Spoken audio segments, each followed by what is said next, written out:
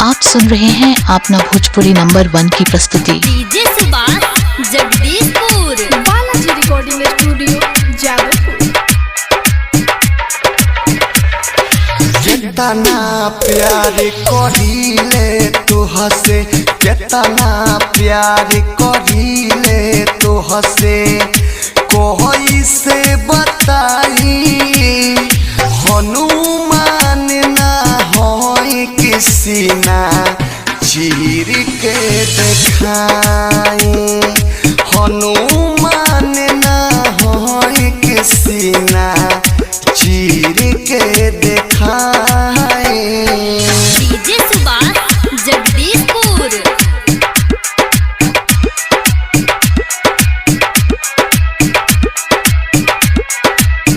Balaji recording studio आप सुन रहे हैं अपना भोजपुरी नंबर 1 की प्रस्तुति। Presented by Apple music.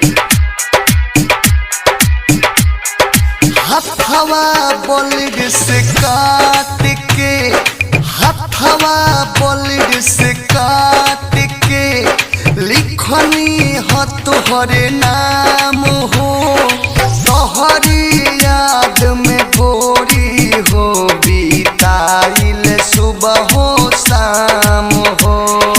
हथवा बोलिड से काट के लिखनी हो तोहरे नाम हो, तोहरी याद में गोरी हो बीताइल सुबह हो शाम हो।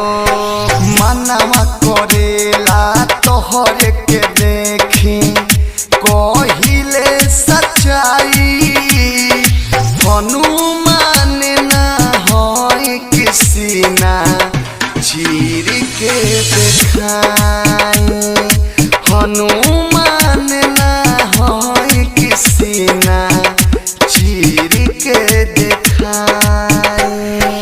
DJ Subhash Jagdishpur, presented by Apple music.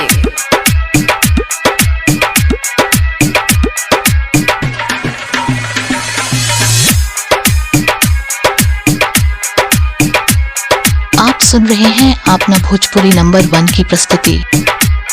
रोतिया में पगलाई के, रोतिया में पगलाई के आइल तोहरा गाँव में, रहल चाहिए गोरी हम तोहरे प्यार के छाँव में।